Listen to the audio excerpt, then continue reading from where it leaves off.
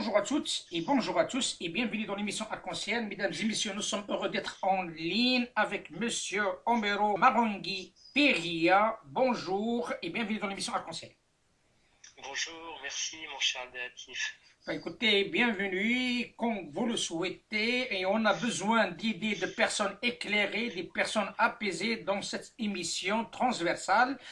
Et comme vous le savez, la situation, vous êtes, il faut bien préciser notre territoire, et ça tombe bien, que vous êtes docteur en sociologie, spécialiste de l'islam français depuis plusieurs années. Vous analysez les aspects normatifs de l'islam et les modes de légitimation des autorités et des leaders religieux musulmans, bien entendu écrivain. Comment vous voyez, en tant que sociologue, la société actuelle en France qui subit un choc quelque part civilisationnel? Vaste question. Écoutez, la société, elle est complexe, hein, bien entendu, et elle se complexifie de plus en plus. Si on la réduit aux problématiques qui sont liées à l'islam contemporain, et si on la réduit encore à la problématique de l'islam dans le contexte français, on voit qu'il y a une évolution dans le rapport entre les pouvoirs publics et les associations cultuelles musulmanes, tout d'abord. Donc ça, c'est un aspect que l'on peut analyser plutôt sous un angle positif, je dirais, dans le sens où on a une évolution considérable des lieux de culte musulmans, des conditions de pratique du culte musulman dans le contexte français de manière globale. On peut aborder d'autres aspects de l'islam dans le contexte français, liés à la fois au traitement médiatique. Là, c'est là, par exemple, où le bas blesse, dans le sens où certains médias développent une vision viscéralement péjorative de l'islam. Je dis bien certains médias et pas tous les médias.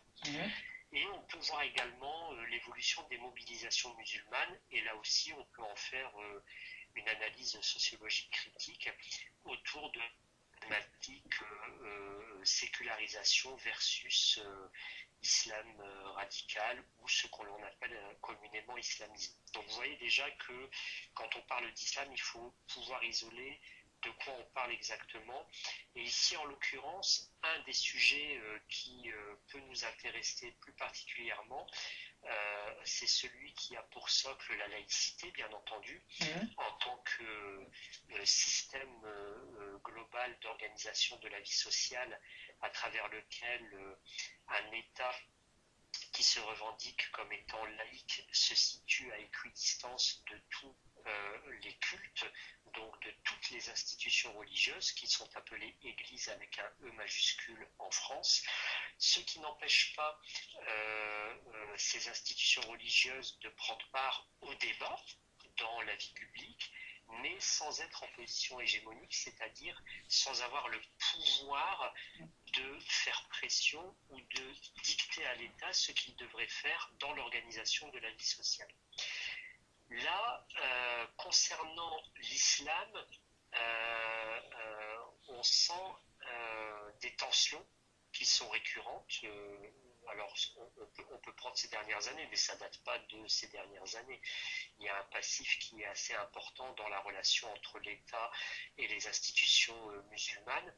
Alors, ça remonte à assez loin quand même, dans le sens où si on revient au vote même de la loi de séparation, et je fais ce rappel pour une bonne partie de nos auditeurs qui ont certainement pas ça à l'esprit, lorsque la loi de séparation a été votée, il y a l'article 43 qui est de mémoire l'avant-dernier article de la loi de séparation, qui indique qu'il y aura des décrets, des arrêtés qui préciseront les modalités d'application de la loi dans les territoires coloniaux et en Algérie, sachant qu'à l'époque l'Algérie était constituée de 3 départements.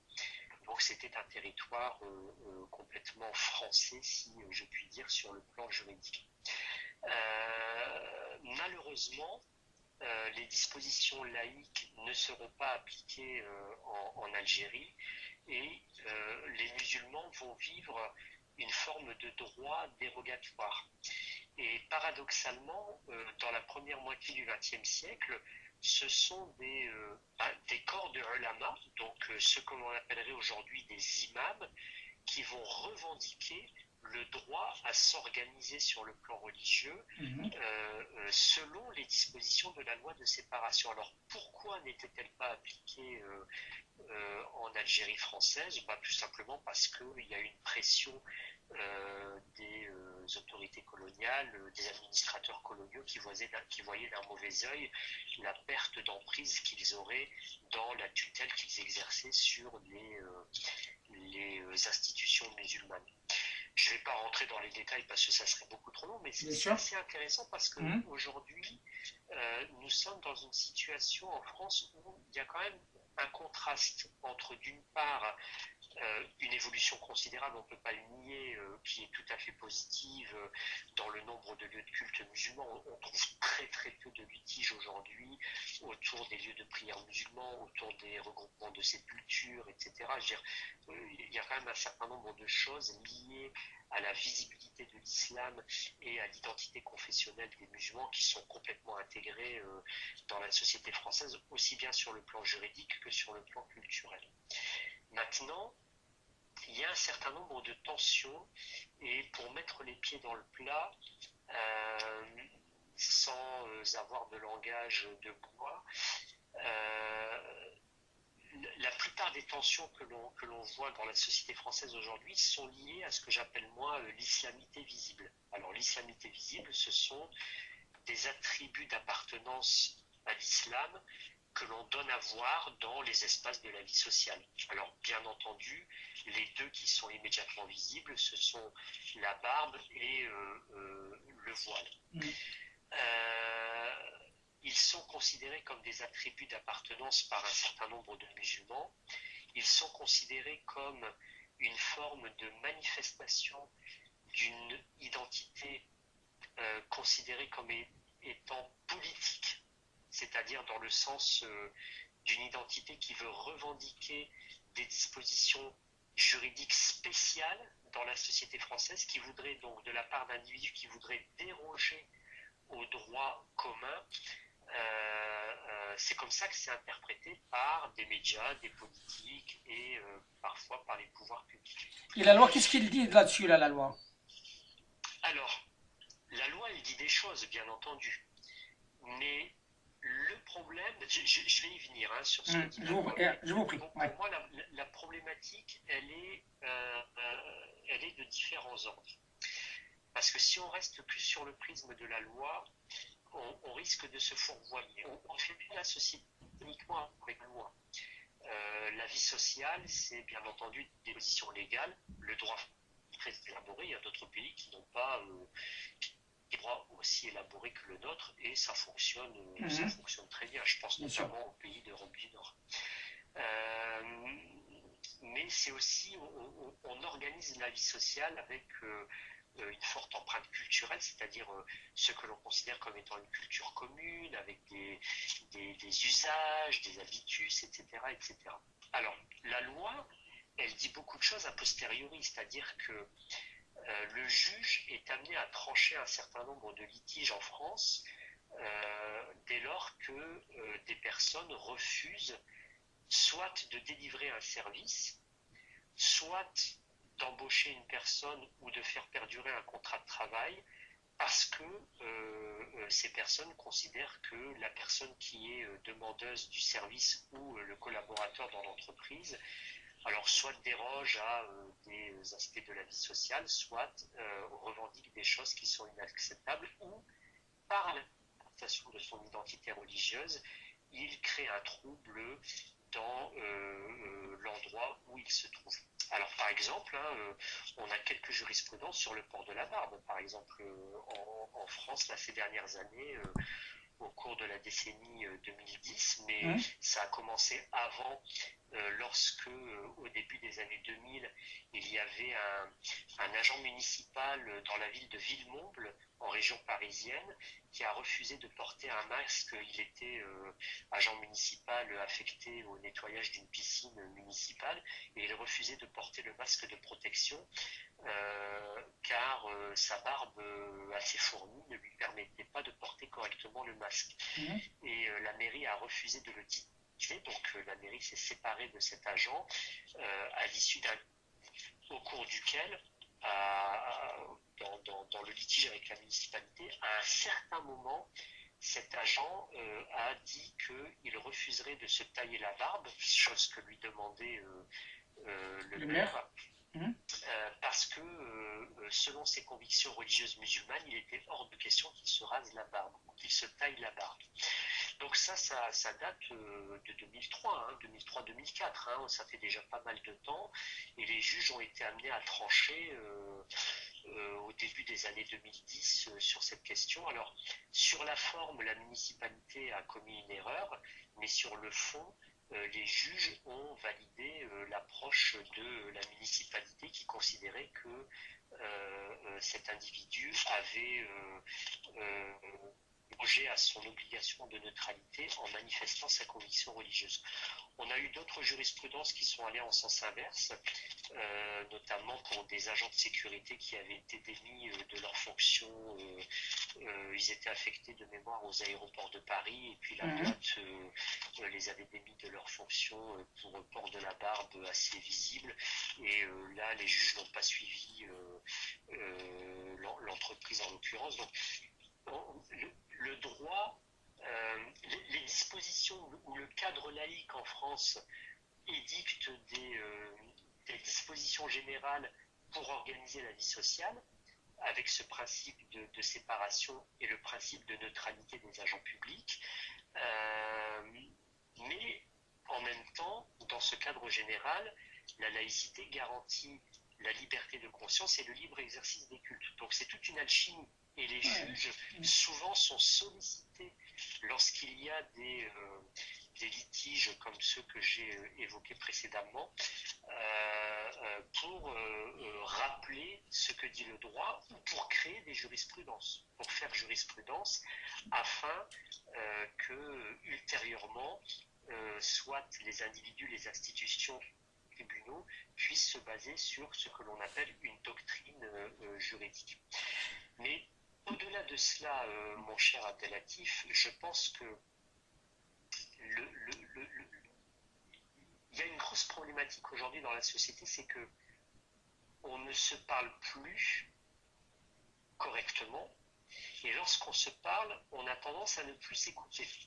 C'est-à-dire qu'on entend ce que dit l'autre, mais on entend à travers préétabli que l'on a dans sa propre tête, dans son propre esprit, et on a tendance à porter des jugements de valeur à tout bout de champ. Donc un individu qui se dit musulman aujourd'hui peut être interrogé d'une manière très vindicative par des collègues dans l'entreprise, alors même que son identité musulmane n'est pas immédiatement visible. Et vice-versa, un certain nombre d'altercations du quotidien, je veux dire des choses qui se passent tous les jours, partout en France, un litige avec un professeur, une altercation entre deux individus pour une place de parking, etc.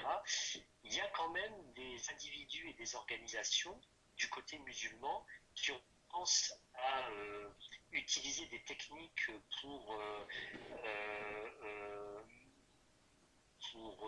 influencer les réseaux sociaux ou les personnes qui sont sur les réseaux sociaux en faisant de ces épiphénomènes de la vie courante des faits qui seraient censés illustrer le racisme d'État, l'islamophobie, etc., etc. Et là, c'est très problématique parce qu'aujourd'hui, on ne sait plus exactement de quoi on parle, de qui on parle, justement. Voilà. Justement, M. Omero, là, après cette introduction assez intéressante et transversale, et désolé, hein, ma question elle est un petit peu plus large. pour que notre auditoire puisse comprendre un petit peu la base de cette intervention aussi, hein. Ce cadre sociétal qui est compliqué et qui fait le plaisir à quelques-uns pour créer la zizanie, pour d'autres pour faire monter les enchères auprès des médias et ainsi de suite. Moralité d'histoire, de faire ce qu'on appelle une séparation entre les concitoyens au sein d'un même pays. Le souci qui se pose, M. Omero, vous avez parlé, bien entendu, des exemples de bars, et ainsi de suite. C'est qu'il y a une grande partie aussi de la société qui commence à se poser des questions, je parle des minorités religieuses. Oui. Parce que lorsqu'on touche à la religion en tant que religion, quelle que soit cette religion, l'histoire le dit, quelle que soit la religion, si on touche à l'islam aujourd'hui, demain on risque de toucher au judaïsme. Après-demain, on risque, et c'est ça la crainte d'un certain nombre de concitoyens juifs, hein, aussi qui le disent, par rapport à cette laïcisation d'une manière brusque parfois contre les religions. Est-ce que il est temps de mettre à niveau et de mettre, je dis à niveau et je pèse mes mots, la loi 1905 et aussi de remettre à niveau les normes de la laïcité comme une piqûre de rappel pour tout le monde. Non, mais vous savez, Abdelatif, les gens parlent de ce qu'ils ne connaissent pas, et quand ils en connaissent des bribes, ils parlent de ce qu'ils ne maîtrisent pas. Est-ce que l'islam est la religion la plus concernée par des dispositions de droit ou par des attitudes avant les dispositions de droit? Est-ce qu'elle est la plus concernée par des attitudes qui sont liées, alors d'islamophobes, il faut en soi définir le terme, moi je vais parler de discrimination. Est-ce que l'islam est la religion qui est la plus discriminée? Lorsqu'on dit ça, il faut bien se baser sur un certain nombre de faits et il faut voir ce que disent les jurisprudences des tribunaux. Or, dans la société française, le judaïsme est concerné au même titre que le catholicisme, que l'islam et que les autres religions. Je vais vous en donner un exemple très simple. Vous savez ce qu'est une soukotte? Une soukotte, c'est une cabane que les juifs érigent durant la semaine de la Pâque juive. Donc, comme un certain nombre de personnes juives vivent dans des appartements assez réduits, ils peuvent faire cette soukotte sur leur balcon, par exemple. Et bien, il y a des jurisprudences, il y a des syndics de copropriétaires qui ont fait des référés auprès des tribunaux pour obliger des habitants, parfois des copropriétaires de confession juive, donc ils ont fait des référés pour les obliger à dire la cabane qu'ils avaient faite sur leur balcon en arguant du feu, c'est à dénaturer la visibilité des balcons parce qu'on a une obligation dans les copropriétés d'avoir des balcons uniformes. Est-ce que vous avez trouvé des juifs qui sont partis au créneau sur les réseaux sociaux, hein, tous les juifs de France en disant l'État français est judéophobe, on nous empêche de célébrer la Pâque juive, etc. Ça, non. Je veux dire, ils règlent ça à l'échelle des endroits où ça se produit. Donc aujourd'hui, il y a une tendance, et c'est ça que je critique chez les musulmans, c'est qu'il y a une tendance à faire d'un certain nombre de faits de la vie quotidienne des illustrations d'une sorte de racisme ou de vision contre les musulmans dans la société. C'est pour ça, pour revenir sur la problématique que vous avez soulevée et que je pense extrêmement intéressante et pertinente, c'est celle du rôle des représentants religieux, et en particulier des imams. Vous avez parlé de la communauté juive. Comme on sait, dans l'islam, il n'y a pas de clergé. Il n'y a pas une, voilà, donc il n'y a pas une référence quelque part pour une institution qui va représenter les musulmans. Comment peut-on faire pour trouver un consensus, d'avoir une représentativité homogène qui représente l'ensemble des musulmans avec ses différents courants? Et ça, on le sait que c'est très difficile. Maintenant, revenons à votre exemple de la communauté juive. Certes, et sans aucun doute, ça se règle parce qu'il y a une référence, il y a une hiérarchie. Chez nous, chez les musulmans, il n'y a pas de hiérarchie. on est un petit peu, les musulmans sont plus visibles, comme l'a dit M. Tariq Obro, les musulmans sont plus visibles que les institutions qui, soi-disant, représentent les musulmans. Donc le fond de l'affaire, elle est là. Le fond du problème, elle est là. Alors comment voyez-vous cette représentativité des musulmans auprès de l'État français? Est-ce qu'elle est vraiment représentative ou pas? Et après on discutera bien entendu du rôle de l'imam, s'il a un rôle à jouer dans un monde très médiatisé et globalisé. Alors là, il faut qu'on puisse définir lorsqu'on parle d'institutions religieuses. Là, on va parler d'institutions au sens où il y a ou pas un clergé, ce clergé est centralisé ou pas, etc. Le modèle dominant dans la société française, c'est l'institution religieuse catholique. Un clergé uni qui est hiérarchisé, centralisé, hiérarchisé, avec à sa tête le pape.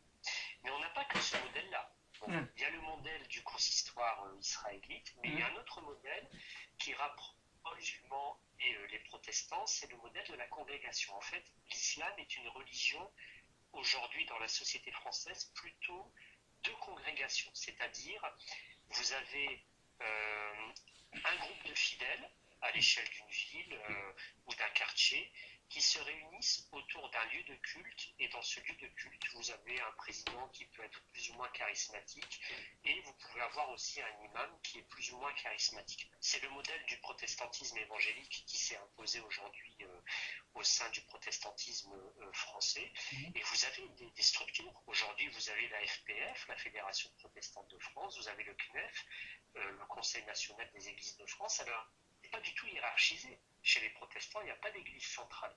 Mais ils ont réussi à s'entendre autour d'un mouvement fédératif. Les musulmans le font également. Alors, je vais essayer d'être le plus précis possible dans le vocabulaire que j'emploie. Il y a des corps d'imams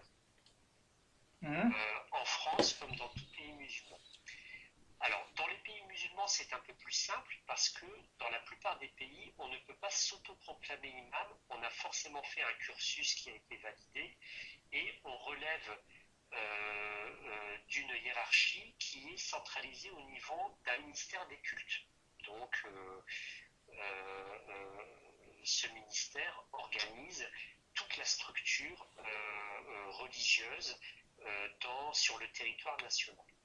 Donc en France, c'est un peu plus compliqué parce que on n'a pas de cursus de formation. Du moins, il existe des cursus de formation pour former des cadres religieux, mais beaucoup d'imams n'ont fait aucun cursus qui a validé une reconnaissance d'un diplôme ou d'un statut leur permettant d'exercer leur fonction d'imam. Donc ça, c'est une première problématique. La deuxième problématique, c'est que quand on parle de rabbin, de pasteur ou de prêtre, on fait référence à des fonctions cultuelles très précises.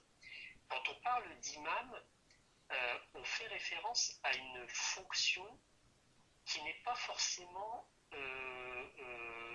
bien précise. Alors, il y a la fonction d'imam en tant qu'officier du culte, mais il y a une fonction plus diffuse d'imam avec des lettres de mission dans les lieux de culte où l'imam peut être l'homme à tout faire. Et souvent, aujourd'hui, dans des associations musulmanes, on demande à l'imam d'être également l'interface des pouvoirs publics locaux.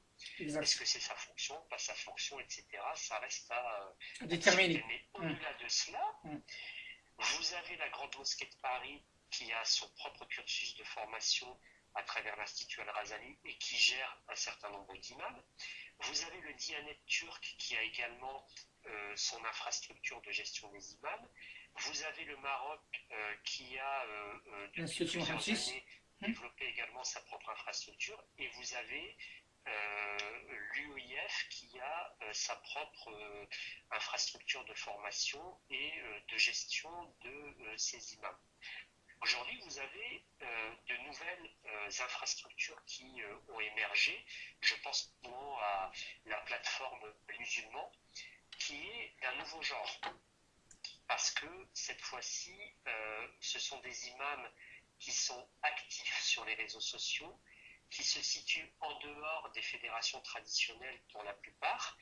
Cela ne veut pas dire qu'ils ne relèvent pas d'obédience idéologique, mais en tout cas sur le plan de l'infrastructure, ils ne sont pas directement affiliés de manière officielle à l'une des fédérations que j'ai citées précédemment, et qui développent leur propre infrastructure. Donc, sur le plan de l'institutionnalisation de l'islam, l'imam est quand même un clerc, c'est-à-dire un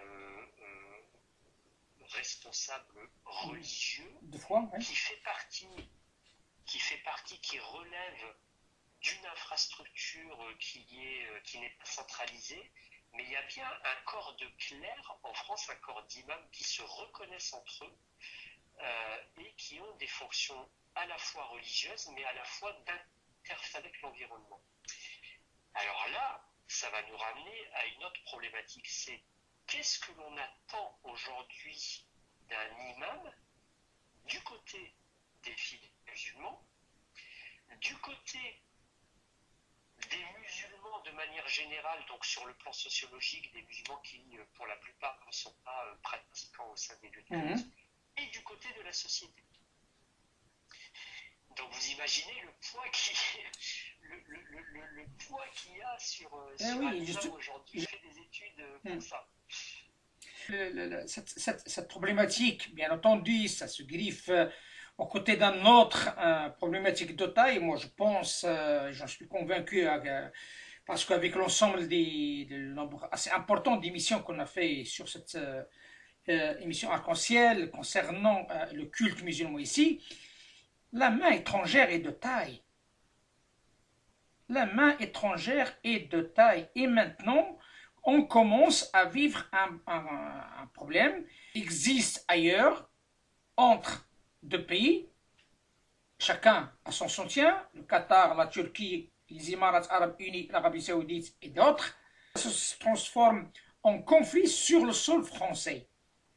Et ça, c'est très dangereux. C'est là où je pose la question par rapport à la communauté musulmane.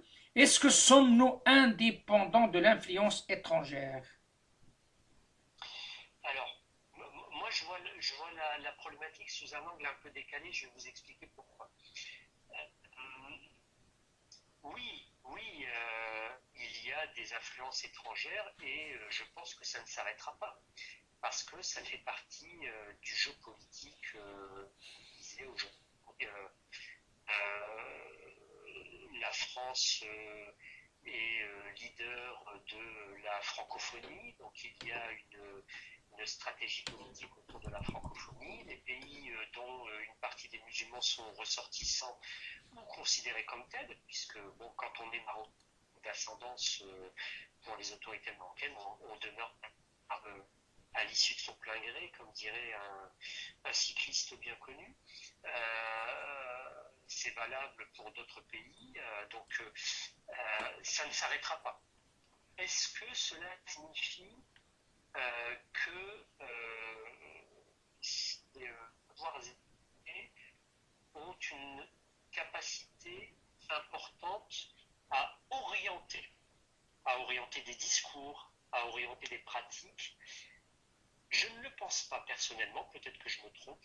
Je ne le pense pas parce qu'aujourd'hui, ces pays sont eux-mêmes dépassés par l'utilisation des réseaux et des médias qui sont eux-mêmes globalisés, utilisation que font les musulmans. C'est-à-dire qu'un musulman qui se trouve en France, c'est comme un musulman qui se trouve à l'Égypte peut avoir accès à tout type de discours. Pour vous donner un exemple, moi, de mon côté, j'ai eu à faire des interventions dans différents pays arabes et j'ai été étonné de discuter avec des musulmans qui avaient une très bonne connaissance de la laïcité et qui suivaient de près les problématiques que nous vivions ici et qui étaient déjà eux-mêmes très sécularisés dans leur rapport à l'islam. Là, je ne vous parle pas de un ou deux exemples, hein. Je pourrais citer des dizaines d'exemples que j'ai vécu Mhm.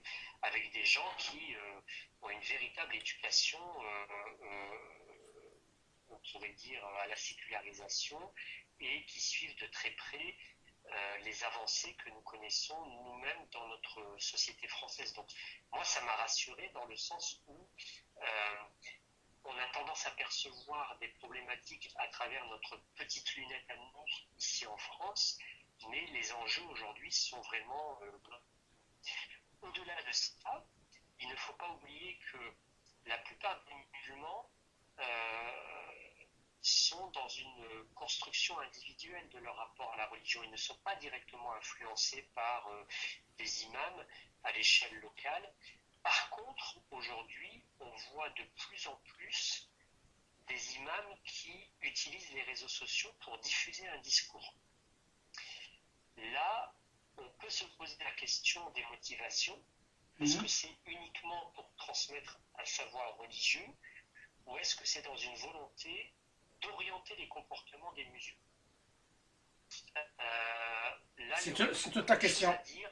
Oui, oui, parce que ici, la problématique de fond qui est, de mon point de vue, pas toujours correctement posée, mais qui n'en est pas moins légitime, c'est celle de la prétention à orienter les comportements et le rapport plus global à la religion des musulmans à partir d'un curseur qui est très normatif, qui est centré sur religieuse, pour ne pas dire risque, et des attributs de divinité qui sont considérés comme étant intrinsèques à l'identité musulmane. Alors là, j'ai parlé un jargon un peu sociologique Mhm. pour dire très simplement qu'il y a un certain nombre d'imams qui utilisent les réseaux sociaux pour promouvoir l'idée selon laquelle le musulman a une identité religieuse particulière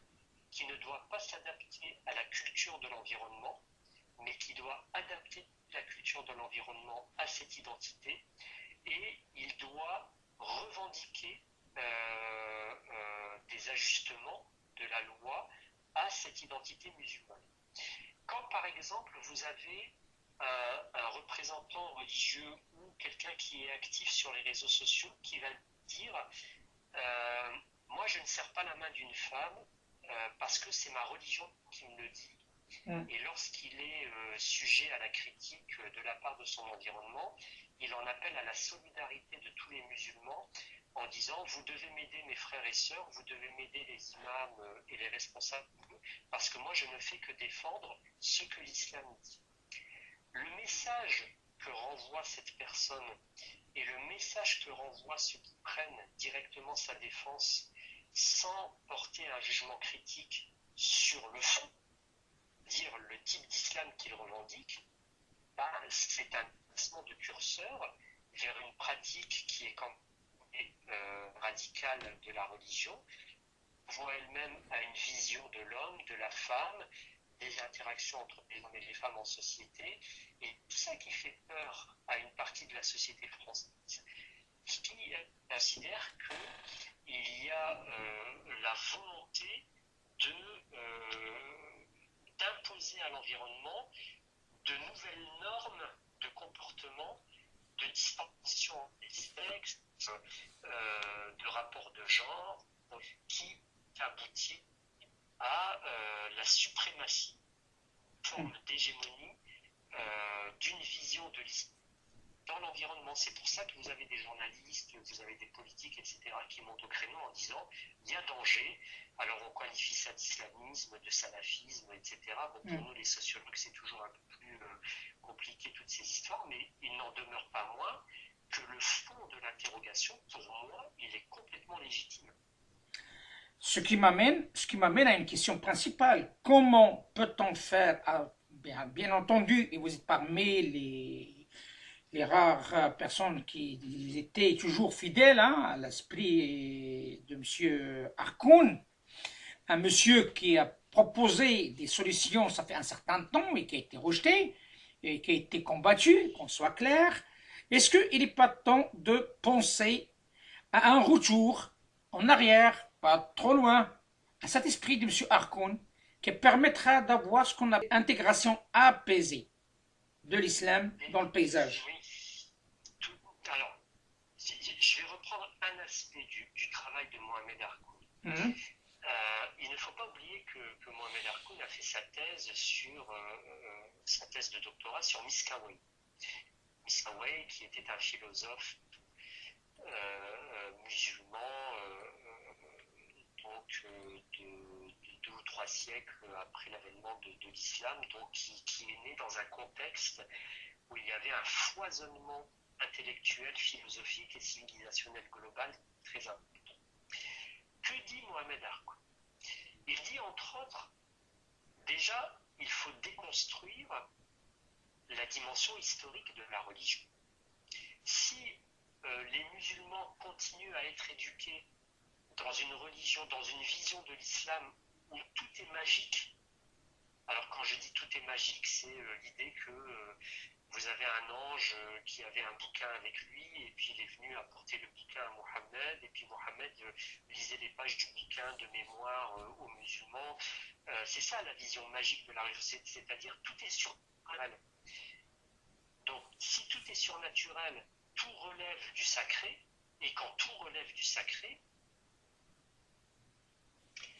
que dit Mohamed Harkoun? Il nous dit tout d'abord, il faut rompre avec cette vision de l'islam où tout relève du magique ou du surnaturel. C'est comme si vous aviez un ange qui reçoit un livre tel qu'on se l'imagine aujourd'hui, un livre avec des pages, il l'offre à Mohammed et Mohammed lit comme cela, in extenso, les pages du livre qu'il a reçu, avec des descriptions complètement fantasmagoriques. Quand vous éduquez les gens à une représentation de type magique ou surnaturel de la religion, je ne dis pas qu'on peut pas faire acte de foi. Je suis moi-même musulman, je crois à la notion de révélation. Mais il ne s'agit pas de remettre en cause cela. C'est de dire que lorsque des gens sont éduqués à une vision de l'islam où tout est sacré, tout relève du magique et du surnaturel, vous les fragilisez. Ces gens ont tout le temps l'impression de ne pas pratiquer correctement leur religion. Et tout cela est accentué vers un conformisme dans la pratique, c'est-à-dire que Dieu a dit ceci, Dieu a dit cela, donc tu dois pratiquer comme ça, sinon tu es en dehors de l'islam. Et tout cela, tout cet apprentissage et cette socialisation religieuse se fait au détriment des questions éthiques de fond. C'est là où Mohamed Harkoun nous dit il faut les musulmans à comprendre l'unicité de la religion, c'est-à-dire l'islam en tant que religion, un point de départ, un développement, ces institutions qui sont le produit de l'histoire, ces visions également qui sont le produit de l'histoire, et ensuite, il faut les éduquer à la dimension éthique. Or, aujourd'hui, quand on parle, moi j'ai fait l'expérience, je discute avec des référents religieux sur les questions éthiques, ils ne savent pas, ils ne maîtrisent pas déjà le vocabulaire. Ils ne savent pas faire la différence entre ce qui relève de l'éthique, de la morale, en quoi l'éthique exige une forte autonomie de l'individu pour qu'il soit en capacité de faire ses propres choix.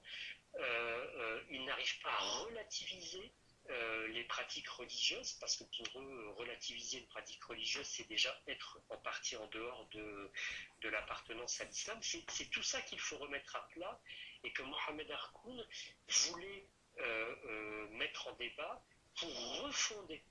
Alors, refonder une vision globale de l'islam en tant que religion, refonder un paradigme qui ne soit pas celui de l'hégémonie religieuse telle que les musulmans la pensent traditionnellement, repenser des questions éthiques, et normalement, on devrait avoir un responsable religieux musulman qui soit en capacité de porter un discours qui soit intelligible, c'est-à-dire que la société puisse comprendre et être rassurée par rapport justement à cette interaction que l'islam peut avoir de manière apaisée avec la société.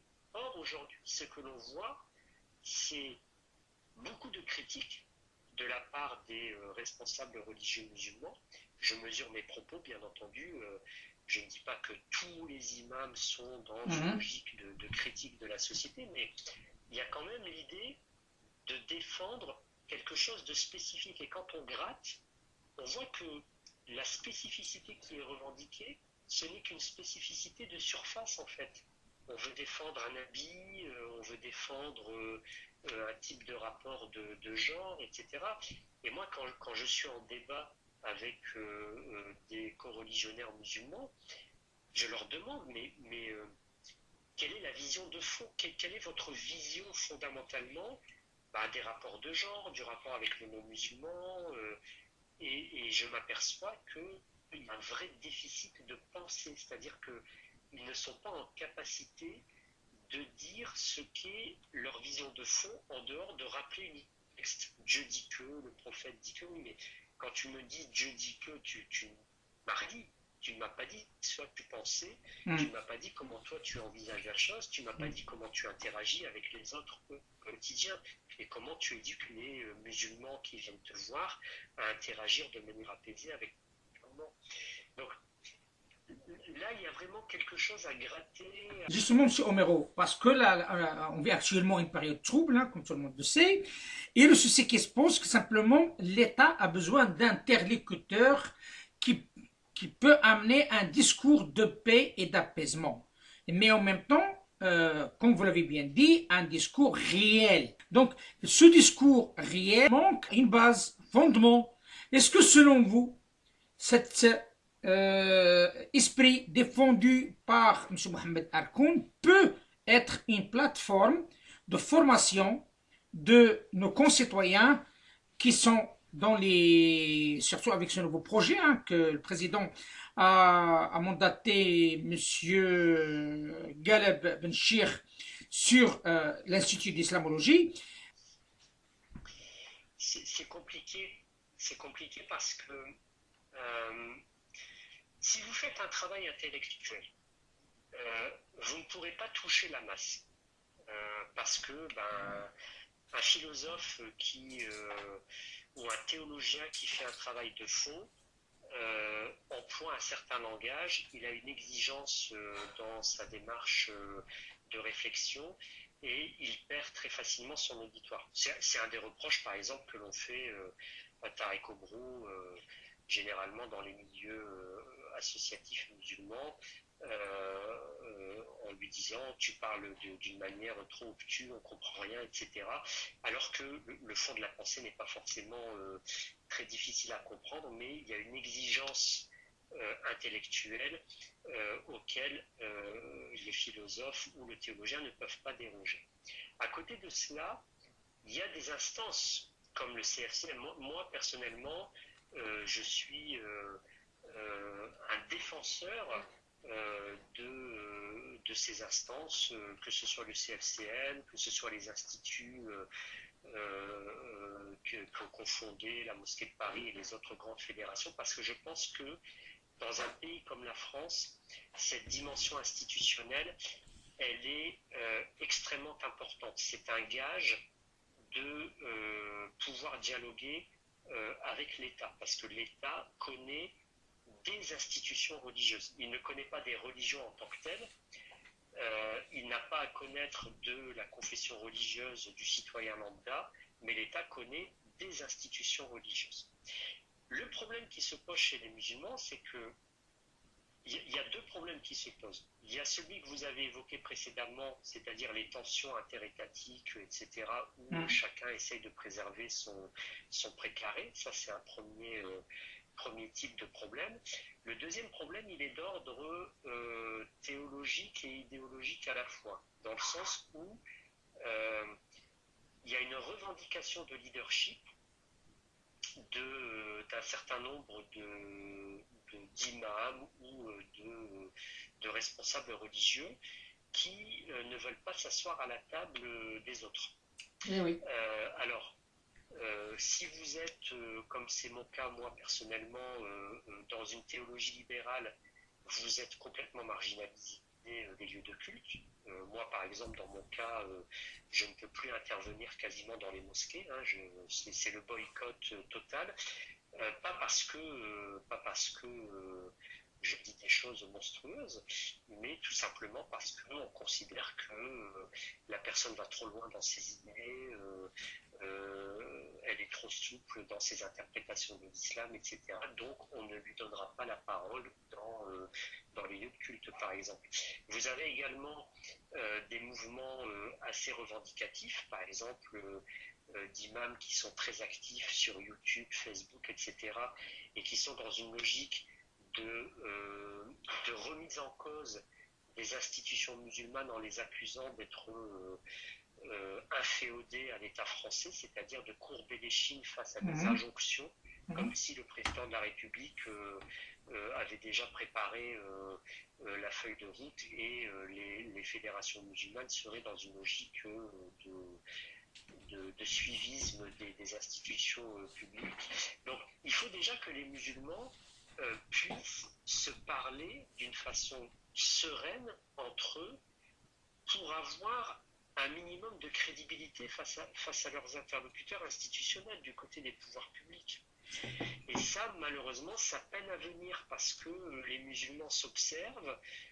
Quand je dis les musulmans, j'entends les responsables associatifs, les imams qui sont assez actifs sur les réseaux sociaux. Ils s'observent un peu les uns les autres et ils ont tendance plutôt à être dans une logique de préserver leur précaré à eux et à dénigrer les autres. Et on ne pourra pas s'en sortir si on reste sur cette ligne-là. Mais il y a un constat, M. Omero.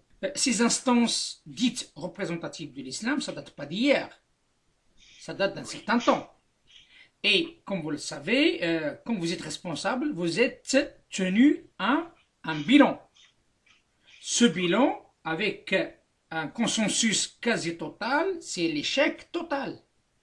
La preuve, on le constate avec deux choses très importantes qu'il faut en tenir compte. Un, l'état de nos jeunes, l'état de nos femmes, et aussi, encore mieux, l'argent déversé auprès de ce culte, par l'intermédiaire de l'islam consulaire, par l'intermédiaire de la collecte des fonds auprès des fidèles, et aussi, bien entendu, par l'intermédiaire des pétrodollars. Nous vivons, mis à part tout ça, le marché juteux que tout le monde en profite pour eux, mais pas pour la communauté, la taxe halal à titre d'exemple, le pèlerinage et bien d'autres. Donc, il y a un constat d'échec. Bien sûr, moi je les appelle les nouveaux notables de l'islam, hein, comme l'a dit M. Liski, les vivre de l'islam, les gens qui vivent de l'islam. Et quand on vient aujourd'hui avec les problématiques qui s'opposent actuellement, avec la difficulté que nous vivons actuellement, on trouve toujours les mêmes têtes. Et ça, c'est vraiment difficile à être accepté par l'intermédiaire de nos jeunes, par l'intermédiaire des gens qui ne connaissent pas ces gens-là depuis le jour où ils ont mis les pieds dans ces instances. Donc, comment faire lorsque nous avons des mêmes personnes, 30 ans, 20 ans, 40 ans parfois, les mêmes soit recteurs, les mêmes soit représentants de tel culte et tel culte, et l'État continue à faire confiance. Vous allez me dire que l'État, ce n'est pas elle qui les a choisis, c'est ce qu'il trouve en face d'elle. Comment faire pour faire déloger d'une manière claire et nette ces personnes qui se tiennent sur ces chaises et donner la place, comme vous l'avez bien dit, à des esprits nouveaux, à des intellectuels, à des jeunes, à des femmes. Nous avons un fossé énorme entre l'élite et la base. Oui, mais là encore, c'est un problème qui est très complexe parce que nous sommes dans une démocratie, un état de droit, dans lequel les pouvoirs publics ont une marge de manœuvre assez réduite. Alors, on fait le constat de la perpétuation d'un certain nombre de personnes au sein des fédérations musulmanes, par exemple. Mais parmi ceux qui critiquent cet état de fait, vous trouvez tout un ensemble de recteurs de mosquées qui sont eux-mêmes à la tête de leur mosquée depuis 30 ans. Depuis que je suis musulman, j'ai toujours connu. Oui, et pour des mosquées d'une taille plus modeste, vous avez toujours les mêmes enjeux de pouvoir, mais qui ne sont pas spécifiques à l'islam. Moi, j'ai connu ça dans des associations laïques, j'ai connu cela également dans des associations d'autres cultes que l'islam. Ce sont également des effets générationnels. Alors, bien entendu, il y a des ruptures générationnelles, et d'ailleurs, c'est pour cela qu'un certain nombre d'imams et d'acteurs associatifs musulmans ont choisi de s'extraire de cet environnement et d'être actifs sur les réseaux sociaux. Hein. C'est en partie pour cela qu'ils se structurent différemment. Mhm. Maintenant, pour moi, ce problème-là, il est quelque part indépendant, ou en tout cas, il ne faut pas le rattacher directement à un autre problème qui est beaucoup plus important, qui est celui de la capacité à éduquer, de la capacité à diffuser un discours sur l'islam. Pour vous donner un élément de comparaison, pour le culte juif en France et pour le culte protestant, vous avez le même type de problématique. Hein. Les groupes hassidiques par rapport au consistoire et le consistoire par rapport au judaïsme libéral, etc. Chez les protestants, c'est complètement éclaté. Par contre, d'une façon générale, pour le culte juif et le protestant, vous avez des mécanismes d'apprentissage et des outils d'apprentissage de leur religion qui sont de très très bonne qualité. Vous allez sur Internet, vous allez trouver le portail Acadème chez les Juifs, vous allez trouver des parcours de formation chez les protestants, etc. Chez les musulmans, on n'a pas l'équivalent. C'est-à-dire que quel que soit demain, que ce soit un État étranger, décide d'injecter des fonds, se posera toujours la question des formateurs et des théologiens qui ont la capacité à développer une pédagogie d'enseignement, à développer des contenus d'enseignement, etc. Le constat que les recherches de terrain ont fait depuis très longtemps chez les musulmans, c'est que aujourd'hui, encore, en dehors de la recherche académique, l'univers théologique musulman, si je puis dire, ou l'univers culturel plutôt musulman, n'est pas à la hauteur. Et je vais vous donner un exemple très concret. Aujourd'hui, dans beaucoup de villes de France, dialogue interreligieux, vous trouvez des pasteurs, des rabbins, des prêtres, des musulmans qui n'est pas imam. C'est-à-dire que aujourd'hui, il y a tout un ensemble d'associations non musulmanes et des pouvoirs publics, notamment locaux ou à l'échelle régionale, qui ne peuvent plus faire intervenir des imams ou des représentants religieux musulmans. Pourquoi ?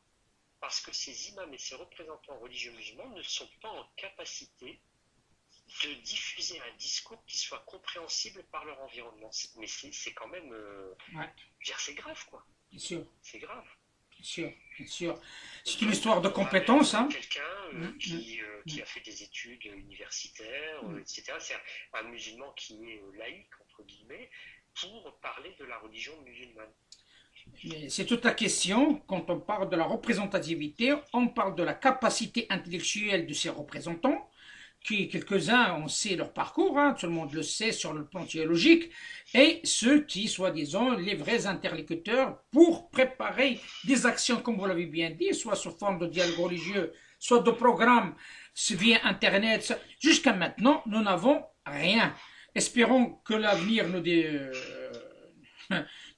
dira davantage sur la réalité de cette... pour moi, je l'appelle toujours, hein, ça c'est une décision qui a été prise depuis un certain temps, c'est le marché religieux, hein, ce n'est plus le culte musulman, c'est le marché religieux, vu ce qu'on peut constater sur la taxe halal, et je le redis à maintes reprises, parce que cette taxe est prise sur moi, sur vous, sur tout musulman auprès d'un boucher. Donc je suis concerné pour savoir cet argent part où et pourquoi pas ne profite pas à nos jeunes, ne profitent pas à l'apprentissage de la laïcité, ne profitent pas à l'apprentissage de connaître, de connaître la France autant que telle, autant qu'histoire, autant que, et en même temps de permettre à l'islam de s'intégrer paisiblement avec cette société. Et malheureusement, non, c'est que tout simplement de l'enrichissement personnel. Et c'est dommage qu'on ferme un petit peu les yeux sur cet aspect de la taxe halal, à titre d'exemple. Voilà, monsieur Omero, hein, donc Morangui. Pardon? J'ai pas entendu. Oui, oui, Omero. Allô? Oui, tout cela évoluera de toute façon. Tout cela évoluera parce que